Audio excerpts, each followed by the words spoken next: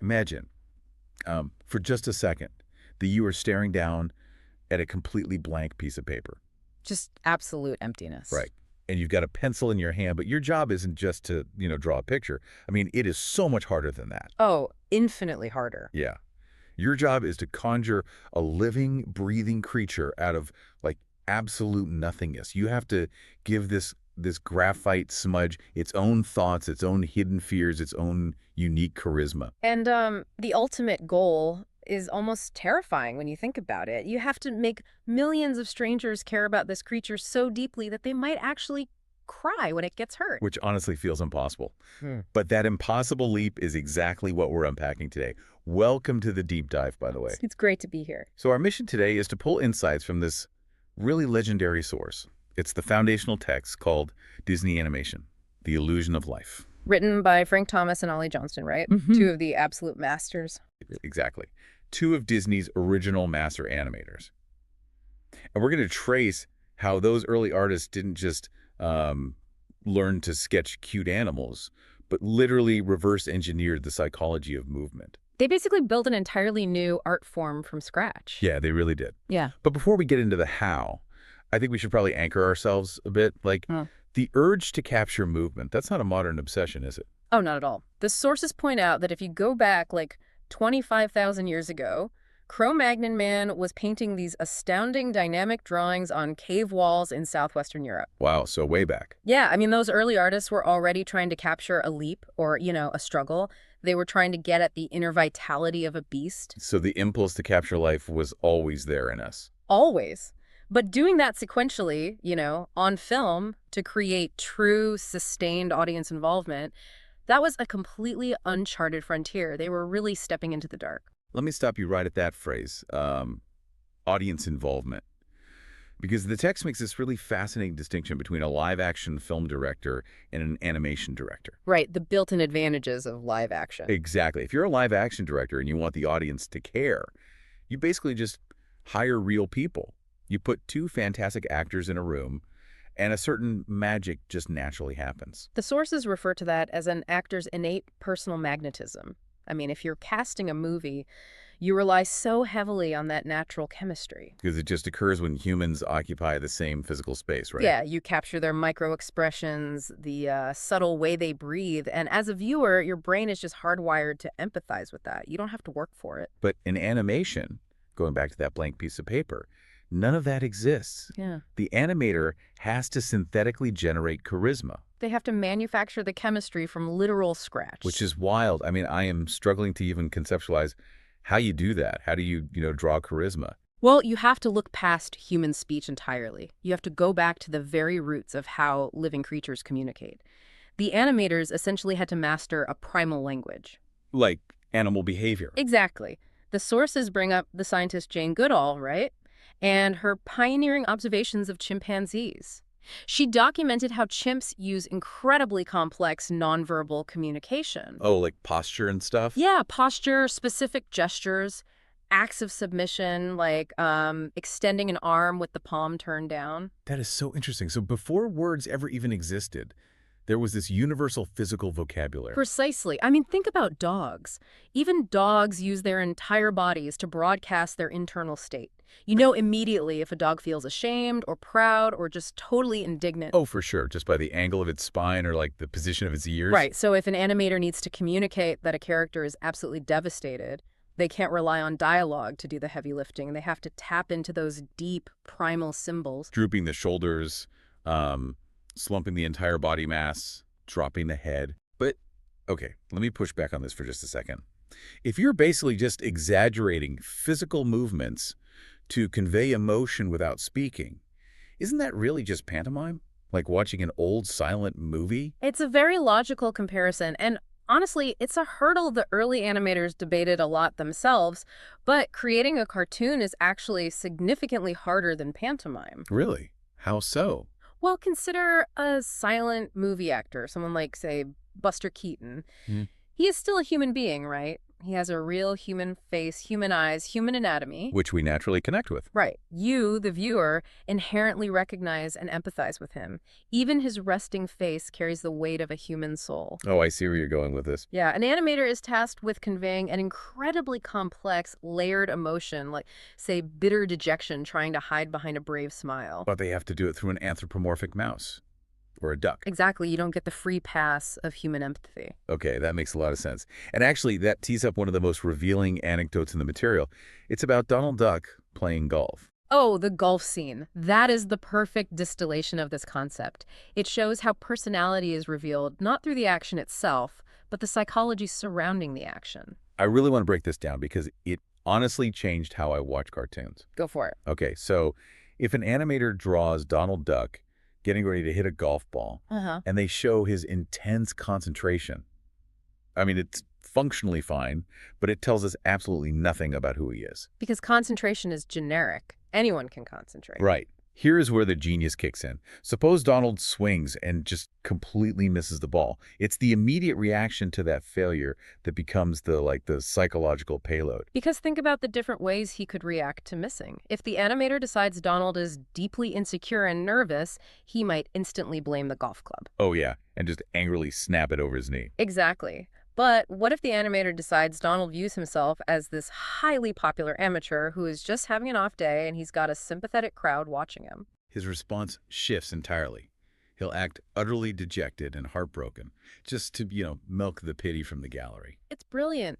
The action missing the ball is just the setup. The reaction is what makes him a living, breathing person. And arriving at that realization that deep personality and psychological reaction were the secret ingredients to making audiences actually care that forced the entire Disney studio into a massive transition? It really did.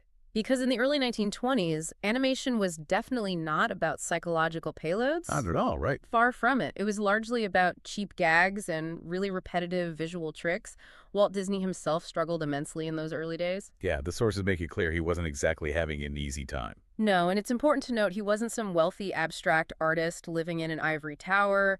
He was a young guy fighting just to keep the lights on in a totally cutthroat industry with terrible contracts. And his obsession was always that audience involvement, right? Getting people to relate to the characters. Yes, but the industry standard at the time was just laughing at mechanical drawings. The turning point, the real crucible for the studio, arrived in 1928. 1928, the crisis year.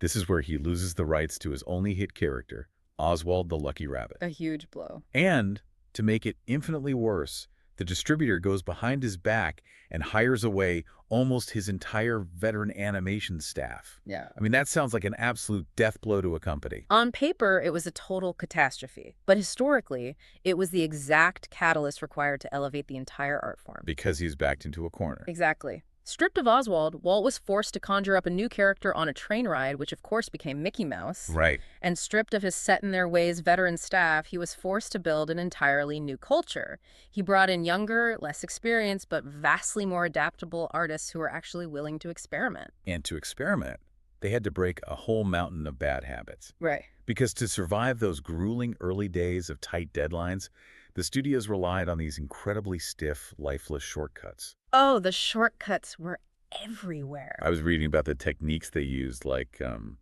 cycles and crossovers. Yeah, cycles were a massive crutch for the industry. To save money, an animator would draw a complex action once, say, a character running or climbing a ladder. Okay. And then they would literally just loop those exact same drawings over and over again on the screen. The character moved, but they never went anywhere emotionally. And the crossover is even wilder. Yeah. I read that if you had a line of chorus girls dancing, you'd draw one character moving to the left, flip the semi-transparent paper over, trace the exact same drawing in reverse, and suddenly you have a character moving right. It was brutally efficient, but completely devoid of life. It felt like watching gears turn in a clock. The one that really stuck with me, though, was the dreaded rubber hose style of animation. Ah, yes. The rubber hose. When I was reading about how characters' limbs used to just bend and flow without any joints, I instantly pictured those giant inflatable tube men. You know, the ones at car dealerships. Oh, the ones that just flail around in the wind. That is a brilliant way to visualize it. Right. Because there is tons of continuous, chaotic movement, but absolutely zero bone structure or actual weight. That's exactly what it was like. In early animation, Characters were drawn as if their appendages were literally just sections of a hollow garden hose. There were no elbows, there were no knees. Just noodles. Yeah, there was no sense that a skeleton existed underneath the ink. It gave the illusion of fluidity, but it violated every single law of actual physics. And Walt couldn't stand it. The material quotes him, delivering this incredibly harsh critique to his new staff. He looked at their work and just said, "Get rid of those limp noodles. Get some drawing in it." He was demanding straight lines, rigid bones, actual anatomy. Which is an incredibly tall order. How do you teach a room full of young artists to suddenly draw with physical weight and mass when the medium they're working with is literally just light projected through flat celluloid? It's a huge challenge, and this specific problem leads to one of the most vital procedural inventions in the history of animation, the sweatbox. I am so fascinated by the sweatbox. Walk us through what that actually looked like in practice, because it sounds intense. It was. So before this invention, an animator would basically work alone at their desk. They would draw a scene, it would get sent off to be inked and painted onto cells, and no one, not even the artist, truly knew how it looked until the final expensive film was developed weeks later. Wow. So it was a completely solitary, blind process? Exactly. The sweatbox shattered that isolation. They started shooting rough, unpolished pencil tests of the scenes on cheap film before they were finalized. And then they would gather in this cramped, sweltering little projection room under the stairs, which is why they called it the sweatbox, and scrutinize the rough actions as they played out on screen. And not just on screen. They would take the physical stacks of paper, hold them on the metal pegs, and flip them rapidly with their own fingers. Oh, like a flip book. Right. This allowed them to scrub through the action, forward and backward.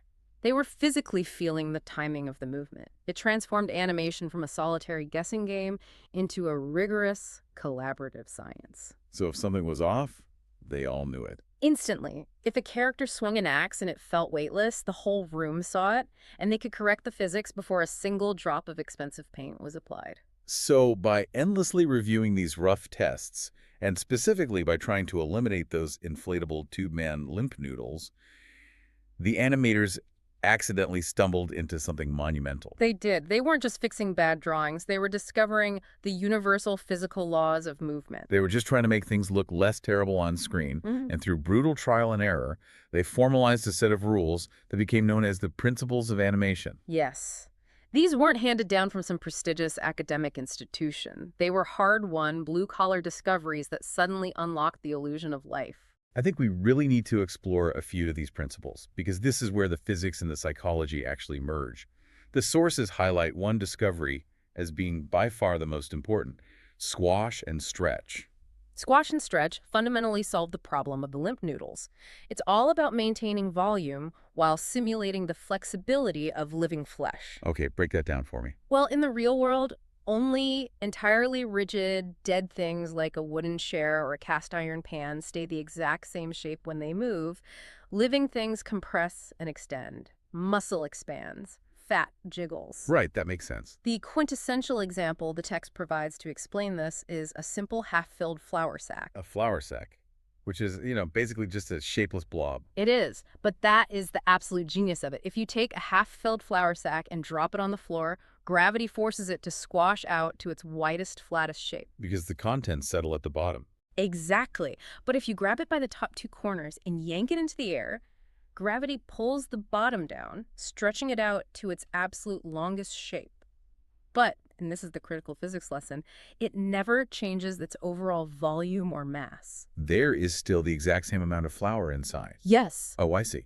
If it squashed down and lost mass, it would look like it was melting. If it stretched out and gained mass, it would look like a balloon inflating. Precisely. The rigid consistency of the mass is what tells our brain, oh, this object has real weight. Right. And the animators realized that if they could draw that flour sack maintaining its volume while being twisted, doubled over, or slumped in a corner, they could actually suggest complex emotions. Like utter dejection or cockiness. Without even drawing a face. That is so cool. So when Mickey Mouse gets ready to leap into the air, he doesn't just bend his knees like a human actor. His entire torso squashes down like a tightly coiled spring. His cheeks might literally puff out to the sides to accommodate the compressed mass. And then as he launches upward, his entire body stretches out, elongating unnaturally to emphasize the sheer force of the thrust. But the total mass of the mouse remains mathematically consistent.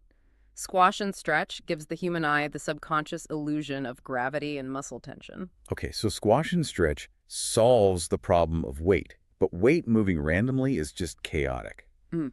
Which brings us to the next principle. Anticipation. Yes, anticipation is crucial. Now, I was reading this section and I had a major question about it. Okay, what is it? In comedy, surprise is usually the ultimate goal, right? The unexpected punchline is what makes you laugh. So why would these animators invent a rigid rule that forces them to visually telegraph exactly what a character is about to do? Doesn't telegraphing ruin the joke? I get why you'd think that. It seems completely counterintuitive until you factor in how the human eye processes rapid movement on a two-dimensional screen. If you have a cartoon mouse standing in the center of the frame, and suddenly, with zero warning, he dashes off the right side of the screen, the audience's eyes are left behind. They literally do not register what just happened. All they see is a blur. And a confused audience is definitely not a laughing audience. Exactly. The text uses a brilliant real-world analogy to explain how to guide the eye. A baseball pitcher. Let me picture that. A major league pitcher doesn't just stand completely still and suddenly flick his wrist to throw a 90-mile-an-hour fastball. He can't. The physics don't work. He has to lean all the way back, lift his lead leg into the air, and wind his entire body up in the exact opposite direction of the intended throw. Without that backward wind-up, the forward pitch has absolutely no power. Right. Anticipation is the visual wind-up. Ah, Yes. Before a character runs to the right, they have to dramatically rear back to the left. If Oswald the Lucky Rabbit is going to pull a giant sandwich out of his pocket, he doesn't just subtly reach his hand down. he lifts his entire arm up high above his head. Making a grand, sweeping gesture before diving deep into the pocket. It prepares the audience's brain. It subconsciously tells them, look right here, something major is about to happen. It's basically directing traffic for the eyeballs. Look left, now look right, which logically bleeds right into another major principle we need to hit. Staging. Staging is vital. You have to get them to look in the right place, but what if they can't even clearly see what's happening? The technical limitations of the 1920s and 30s made this incredibly difficult. Oh, absolutely. Staging is the principle of presenting any idea so that it is completely and unmistakably clear. And you're right, the severe limitations of early film dictated the rules of staging. Think about the earliest iterations of Mickey Mouse. He was drawn in pure, high-contrast black and white. Exactly. There were no shades of gray. There was no soft volumetric lighting to separate his black arm from his black chest. So if Mickey gets angry and crosses his arms tightly over his chest, his arms just vanish. The entire character devolves into one giant, unreadable black blob on the screen. That was a massive problem. So the animators had to learn to stage every single action in absolute stark silhouette. Meaning, They realized that if you took a frame of film and blacked out every single interior detail of the character, no eyes, no buttons, no lines, you still had to be able to read their exact emotion and action purely from the outline. it's literally like watching a shadow puppet theater. Exactly that. If the character is sad, the exterior silhouette has to read as sad. If the hands cross in front of the body, the gesture is instantly lost, so the animators had to force the characters to stage their actions out to the sides, away from the torso. It forced an incredible, rigorous discipline in how they posed the character. He did. I read that Charlie Chaplin was a master of this. He supposedly knew his own silhouette so intimately that he could act an entire comedic scene out behind a semi-translucent screen, and the audience would still understand every single beat. That's a perfect example of great staging. Speaking of hitting every beat, the sources outline two completely different methodologies for actually putting these drawings on paper, straight ahead and pose to pose. Yes. These aren't just techniques. They are two entirely different philosophies of capturing life. Okay, let's start with straight ahead. Straight-ahead action is exactly what it sounds like. The animator sits down at drawing number 1, finishes it, moves to drawing number 2, and just keeps drawing sequentially until the scene is over. They are essentially making it up as they go along. Yeah, and that yields incredible raw spontaneity. It is the perfect methodology for chaotic, wild action like a dog scrambling frantically on a slippery linoleum floor. Because the movement feels intensely alive. Exactly, because even the animator doesn't quite know exactly where the dog's paw is going to land next. But there has to be a downside to that kind of chaos, right? The massive downside is a complete loss of control. If you just keep drawing forward, the character might accidentally shrink in size over the course of 50 frames, or they might end up on the completely wrong side of the room, completely ruining the staging we just talked about. Right, you lose the blueprint. So the alternative is pose to pose. With pose to pose, the animator becomes a meticulous architect. You Hmm. plan out the major emotional and physical beats of the scene first. So if a character is swinging a heavy wooden bat, You draw the starting pose, then you draw the extreme anticipation pose, the wind-up, then the crucial impact pose, and finally the follow-through pose. you lock in those key moments to ensure absolute clarity and maximum strength in the staging. Exactly. Only when those are perfect do you go back and fill in the in-between drawings that connect them. It ensures the psychology lands perfectly every single time. Hmm. But I imagine the trade-off is that pose to pose can sometimes feel a bit wooden, right? A bit Yeah. over-rehearsed because it lacks that chaotic spark of straight ahead. Precisely. So the true mastery of the art form emerged when the animators learned to fuse the two. Oh, they combine them. Yeah. They would use pose to structure the scene and ensure the narrative point landed with total clarity, but they would inject the wild spontaneity of straight ahead into the actual movement transitioning between those poses. That is brilliant. So when you take a step back and look at this entire journey, it is genuinely staggering. It really is. These young artists started with a medium that was, for all intents and purposes, a cheap novelty. It was just a vehicle for visual gags where mechanical tube men repeated the same jump over and over. And through sweat, trial, error, and sheer willpower, they invented a precise psychological language of imagery. They absolutely did. And I think the most profound takeaway from the source material isn't about the physics at all. Really? Was it? It comes from a quote by Vladimir Bill Tytla. He is widely considered one of the most powerful animators of that early golden era. He was once asked by a group of eager young artists how to achieve that undeniable magic on the screen.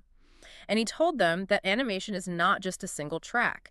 It is not just about mastering timing or drawing a beautiful character or getting your spacing right. Because all of those principles, squash and stretch, anticipation, staging, they're really just tools in a toolbox. Exactly. Tytla told them, what you as an animator are interested in is conveying a certain feeling you happen to have at that particular time. A feeling. Yes. If you, the artist, do not have a genuine feeling to convey, no amount of technical skill will save you. You can execute the most mathematically perfect squash and stretch in the world, and the character will still be completely dead on the page.